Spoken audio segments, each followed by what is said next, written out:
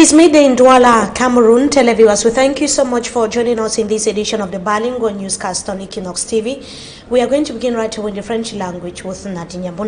Bon après-midi à vous. Merci, Mimefo. Mesdames et messieurs, bonjour et merci d'honorer ce rendez-vous de l'information sur Equinoxe Télévision. La ville de Douala militarisée depuis ce matin, un déploiement impressionnant des éléments de la police anti-émeute et de la gendarmerie pour empêcher aux militants et sympathisants du MRC de manifester ce jour dans les artères de la capitale économique du Cameroun. Le mouvement pour la renaissance de Maurice Kamto entame ainsi une série d'actions pour dénoncer le hold-up électoral dans la perspective de la prestation de serment de Paul Biya en novembre prochain. Selon des sources, de nombreux militants du MRC ont été interpellés ce matin. Les forces de l'ordre sur place interdisent aux journalistes de filmer l'événement.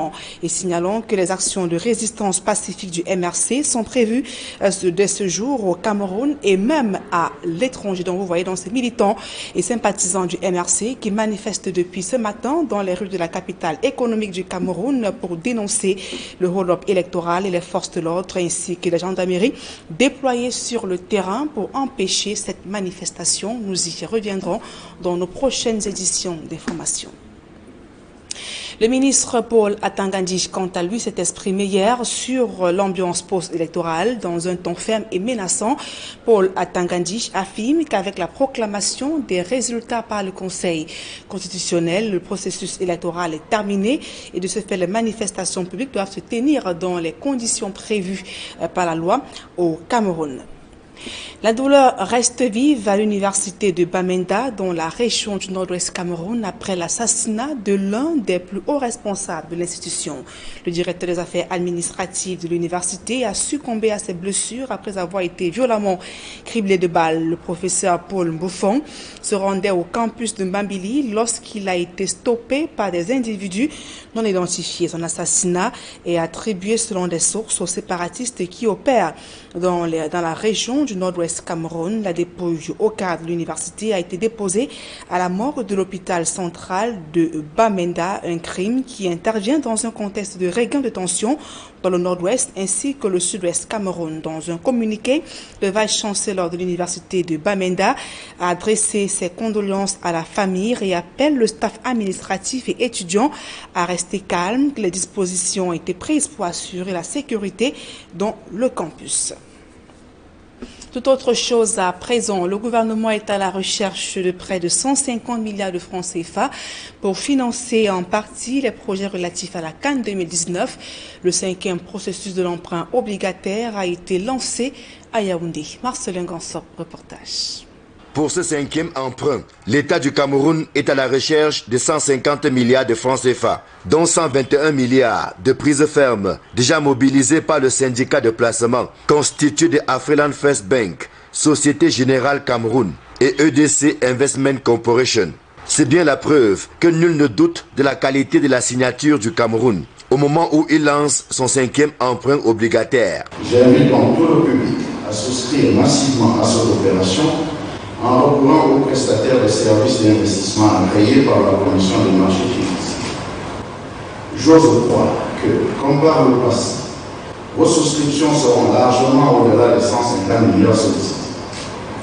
En effet, il s'agit d'une opération entièrement garantie par l'État du Cameroun à travers l'ouverture d'un compte séquestre automatiquement approvisionné et géré par la Banque des États de l'Afrique centrale afin d'assurer le remboursement à date des échéances. Cet emprunt obligataire permettra la réalisation d'importants projets d'investissement dont les infrastructures, les autoroutes et l'électrification. Ainsi, les différents projets relatifs à la CAN 2019 arrachent 107 milliards sur les 150 sollicités. Le reste sera consacré à l'achèvement des travaux de l'autoroute Yaoundé-Simalène, la poursuite de l'autoroute Yaoundé-Douala, la construction de la 2e voie d'accès dans la ville de Bamenda, la poursuite des travaux de construction du barrage de Menvele et de l'usine de pied de Lompanga, pour ne citer que ces quelques projets majeurs. Tous ces projets vont concourir, le gouvernement en est persuadé, au bien-être des populations grâce à cette nouvelle émission obligataire. Votre présence ainsi illustre, mesdames et messieurs, la consolidation du contrat de confiance qui lie l'État aux épargnants du Cameroun et de la sous-région. Cette confiance, vous pouvez l'imaginer, au nord du Cameroun, le ministère des Finances, quant à lui, s'emploie à mériter toujours davantage en honorant en retour tous ses engagements, et en procédant à l'assainissement et à la modernisation de la gestion des finances publiques. Bon à savoir, l'emprunt obligataire proposé est très attrayant au regard de ses caractéristiques, soit un taux d'intérêt séduisant de 5,6% net d'impôts et taxes, une maturité de 5 ans et une période de différé d'1 an. La balle est donc dans le camp du public qui est appelé à souscrire massivement, sans crainte ni appréhension. Faut-il rappeler que les emprunts 2010-2015 et 2013-2018 ont été entièrement remboursés. Ceux de 2014-2019 et 2016-2021 sont en cours de remboursement. Jusqu'ici, aucun incident n'a été relevé par la masse des obligataires qui assurent le suivi de l'opération pour le compte des souscripteurs. Des assurances du ministre des Finances qui ouvrent le bal des souscriptions. Alors, à vos marques, jusqu'au 9 novembre 2018. Tout autre chose à présent, les élèves des différents établissements secondaires de la ville de Douala se sont engagés dans la sensibilisation des jeunes scolarisés et même non sur l'immigration clandestine. Ces apprenants réunis au lycée technique de Koumassi ont été édifiés hier vendredi sur les dangers de l'immigration clandestine. Dallas Chana et Flavien Valondongo. Dans l'enceinte du lycée technique de Koumassi à Douala, Moussala de Bondol, l'élève en classe de première, action commerciale, est rapatrié de la Libye. J'ai fait le Nigeria, le Niger, l'Algérie, le Maroc et la Libye. Là-bas, on ne vivait pas, on survivait. Bon, tu vis en sachant qu'à tout moment, tu peux mourir. Son aventure tumultueuse, effectuée dans plusieurs pays d'Afrique, lui a laissé de mauvais souvenirs. Accepter de témoigner pour faire passer le message à mes frères et sœurs, puisque ce sont mes frères, nous sommes une famille ici là, pour que demain, ce n'est pas n'importe qui doit faire la même erreur que moi. Alors que des ONG en charge de la défense des droits des rapatriés et la protection des clandestins parcourent des établissements scolaires pour des campagnes de sensibilisation contre l'immigration clandestine, il est relevé qu'un peu plus de 1500 Africains écument les prisons des pays arabes et que les femmes, mieux les jeunes filles, constituent plus de la moitié. Face à la difficulté, le message véhiculé dans des établissements scolaires par des ONG semble toucher les cœurs des jeunes apprenants. L'immigration illégale n'est pas quelque chose de formel, n'est pas quelque chose de bon parce que à travers les vidéos que nous avons vues, nous observons des décès qui reviennent avec vraiment des membres du corps brisés. Au Cameroun, le combat mérite d'être implémenté dans plusieurs régions si l'on voudrait voir diminuer le nombre de jeunes qui choisissent l'aventure. C'est plusieurs milliers de personnes qui meurent au désert du Sahara et dans la Méditerranée toutes les années. Pour nous, il est question, à travers cette campagne de sensibilisation contre l'immigration irrégulière, il n'est pas question de dire qu'il ne faut pas voyager. Mais c'est migrer légalement que nous demandons à nos jeunes. L'immigration clandestine peut aussi diminuer que si les décideurs améliorent les conditions de vie des jeunes, scolarisés ou non, selon des observateurs. À présent, ce public reportage l'Université de Yaoundé 2 à l'aide de la digitalisation. Elle vient de signer avec Orange Cameroun un accord cadre dont l'objectif est d'offrir divers services aux étudiants. Plus de précisions dans ce reportage. De précieuses signatures suivies d'une poignée de mains symboliques. Et voici que Orange Cameroun et l'Université de Yaoundé 2 convolent en juste noces pour donner sens à la digitalisation qui est en train de prendre corps dans les universités camerounaises. Cette convention va à la suite de ce que nous avons déjà signé avec l'Université de Ngaoundéré, de Tchang et de Marois. Il s'agit tout simplement d'accompagner nos jeunes étudiants dans leur évolution avec les nouvelles technologies de l'information et de la communication, dans la digitalisation des universités au Cameroun et dans la mise en place d'un accompagnement par des stages en entreprise, par un soutien permanent à l'évolution de leur cursus en matière de technologie, d'information. Cette digitalisation s'appuie sur le programme Orange Master qui prend en compte la junior entreprise et les coachs digitaux.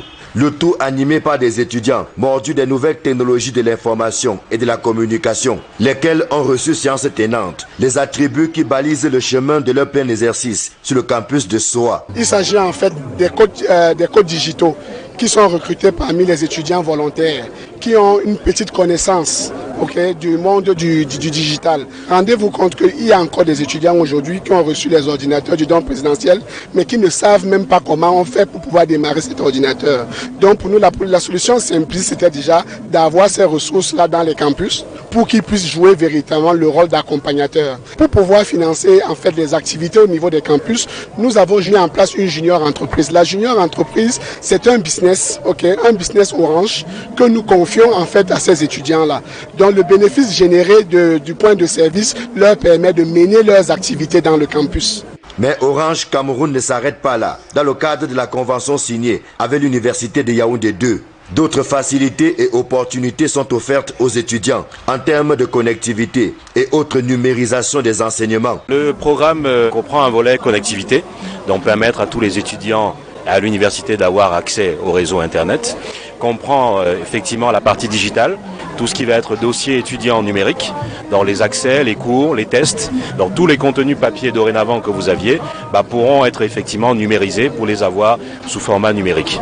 Et vous avez en plus dessus la partie vidéoconférence qui va permettre aux étudiants d'interagir, que ce soit sur l'amphithéâtre ou à l'extérieur de l'université, avec leurs professeurs ou avec des intervenants extérieurs à travers ces supports. Et bien évidemment, grâce aux dons du président de la République, tous les étudiants pourront se connecter à travers des licences sur leurs ordinateurs par la suite. L'accord cadre signé en marge de la rentrée solennelle et des journées d'orientation académique et professionnelle s'inscrit dans la continuité de la convention qui lie Orange Cameroun au ministère de l'Enseignement supérieur depuis avril 2018. Convention qui vise à numériser les 8 universités d'État du Cameroun en offrant la possibilité aux étudiants de créer, de découvrir, d'inventer et d'oser. À présent, la deuxième partie de ce journal avec vous, Mimi Mofo. Merci à vous, Nadine Yambutu. Once again, good afternoon. Thank you so much for joining us in this second segment of the news in the English language. Let's begin right away here in the economic capital, Douala, where a public protest against electoral hold-up in the economic capital, Douala, has faced stiff actions from security forces. A supporter of Cameroon Renaissance Movement, or as supporters of the Cameroon Renaissance Movement Party, gathered at Grand Moulin, Forouche, and other parts of the country's economic capital, Douala, for the peaceful protest that was in the early hours of this morning. They were suppressed by security forces who were in several parts of the city of Douala. Military and anti-riot vehicles were already in major roundabouts since the early hours of this morning to prevent any mobilization or protest. We are still to confirm reports that some of the protesters were arrested by security forces. The manifestation ground has been a no-go area, especially to journalists, as they were equally banned from taking images. Equinoxe television had to take some of the images that you could see earlier from a distance. That was the picture in some parts of the economic capital, Douala. Those are some of the images that Equinoxe television could take from a distance here in the economic capital, Douala. Just by the Cameroon Renaissance Movement Party is coming few hours after the Minister of Territorial Administration, Paul Atanganji, warned against any plans to disturb public peace and order in Cameroon. Minister Paul Atanganji was speaking to media men and women that was in the political capital, Yaoundé, yesterday, during which he said that this order is not going to be tolerated and that the electoral period is over. These were his words. To the best of his knowledge, to be a candidate is no guarantee that you have immunity and that any protest is not going to be tolerated by security forces and local administrative authorities. We of course will be telling you more on that in our subsequent newscasts. We continue in politics. This time around we talk about the outing of the chairman of the Social Democratic Front, Nijan Fundi, who has said that he is worried about the hardship and misery of the people of Babatu, that is in Santa subdivision, Mezam of the Northwest region of Cameroon, who are living in constant fear of being attacked. The Social Democratic Front Party chair said that the rights of civilians in the conflict-hit Northwest and the Southwest regions are constantly being violated, and thus they need to provide urgent solutions to the current Anglophone crisis. Nijan Fundi was speaking as he visited Babatu to evaluate damage incurred after his residence was set ablaze by gunmen. Those were the declarations of Nijan Fundi, who said that the people are constantly being harassed in the village of Babatu as well as in other parts of Bamenda and the northwest region of Cameroon in general. And it should be noted as well that on Thursday, October 25th, the director of the administrative affairs of the University of Bamenda was shot dead in Bambili, that is in Tuba subdivision, Mezam of the Northwest region of Cameroon. The death of Professor Mbufong Paul left the entire university community in shock. The Vice Chancellor issued a statement that was yesterday in which she recounted how the lecturer was killed. Professor Teresa Nko Akenji said that Professor Mbufong Paul was on his way to the university when he was chased, pulled out of his hideout that was at the Tuba Council, and then killed. The Vice Chancellor said that the act was perpetrated by unidentified assailants. And in the report that is going to be coming up next, a reporter Innocent Aze takes us to the Sebek locality that is in Bonaberi of the Douala 4 municipality to see how locals are battling with the swampy areas. They have to get into and out of water to get to their private residence. Details in the following story. C'est l'eau comme ça, c'est l'eau. Partout, c'est l'eau, on habite dans l'eau. This is how some inhabitants of the Sebek neighborhood in Bonaberi, Douala 4 subdivision, get into their homes. Going to or returning from work, school or market, they are compelled by nature to first and foremost remove their shoes and walk in the pool of water. After this challenge, they can now rewear their shoes to continue their journey to wherever. An unavoidable situation due to the ever-swampy nature of the environment. During slight or heavy rainfall, the tires, blocks and planks used to create a passage are submerged, worsening the mobility of residents. Water also inundates homes as well as the cratered seasonal roads, hampering flexible circulation of vehicles and motorbikes. Commentators have advanced that people have decided to construct on this swampy or marshy area due to the known availability of good building space as the population size of Bonaberi expands rapidly due to the industrial and economic opportunities it offers. And it should be noted that the production, sale, and the use of non-biodegradable plastics is still flourishing in public and in the black market, despite the ban by the government of Cameroon. Since April 2014 in the country, custom officials in Limbe succeeded to lay hands on on tons of plastics illegally transported Cameroon from Nigeria. Davison Maimo tells us more from Limbe. As the fight against non-biodegradable plastic papers continues, as stipulated by the Cameroon government, with the Ministry of Environment and the Protection of Nature at the forefront, related government services such as the Customs, the Navy, and others are not leaving out no stone unturned, not just in propagating Cameroon government stance on non-biodegradable plastic papers, but equally making sure the plastic are seized and handed to the proper authority in charge. This week, Customs in Limbe stormed one of the illegal ports after a hint seizing about 2 tons of non-biodegradable plastic papers of all sizes and colors, handing it over to the Regional Delegation of Environment and the Protection of Nature. You know that the Ministry of Environment are working hand on gloves with the Ministry of Customs in such a way that they can support us at the level of port to help us to seize this plastic.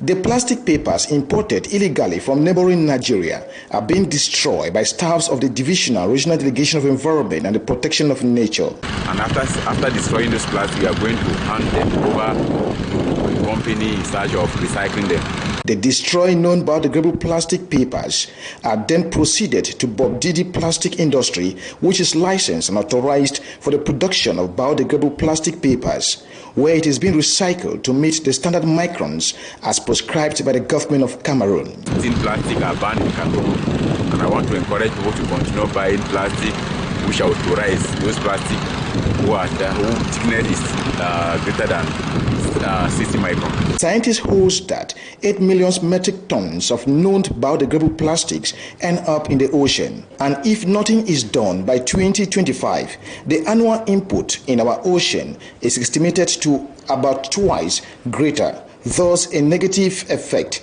to marine organisms, especially to fish, which is our main source of protein.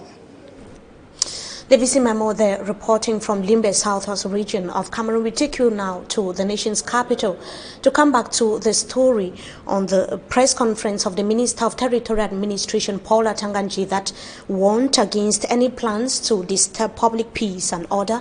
Minister Paula Tanganji was speaking to media men and women in the city of Yaoundé. That was yesterday. The meeting came barely few days after the proclamation of election results across the national territory.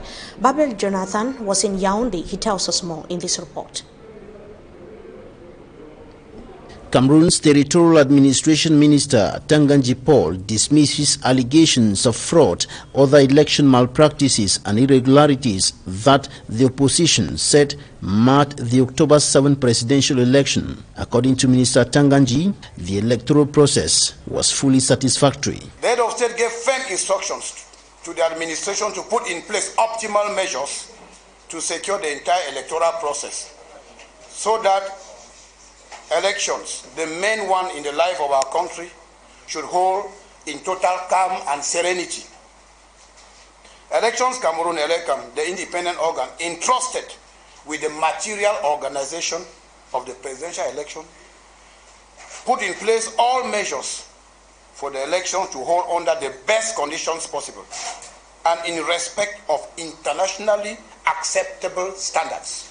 These objectives were largely attained.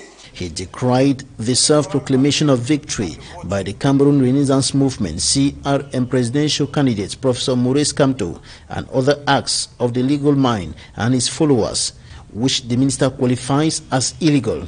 Even as the said candidate, after deciding to abide by the rules, notably petitioning the Constitutional Council, before which he freely made known his arguments, he again derailed by contesting the verdict of the Constitutional Council, which is final. The candidate and his followers never stopped multiplying provocations and other dangerous acts on social peace by attempting to organize insurrections. He promised legal punishment to all those who will attempt to disrupt public order. All attempts to disrupt public order will be handled with firmness. Perpetrators, likewise those they would have incited in joining them, will have to answer before competent judicial institutions. All those who will attempt to violate the laws of the Republic will answer before the law courts and be rigorously treated by the same laws. Contrary to the Universe Political Party candidate Cabral Libi, who said the electoral process will end at the swearing-in of the president-elect, Minister Tanganji Paul said the process ended with the proclamation of results by the Constitutional Council. The Territorial Administration Minister, however, indicated earlier in his press statement that the electoral process will be crowned by the swearing-in of President Paul Biya, who won the election with 71.28% of the vote.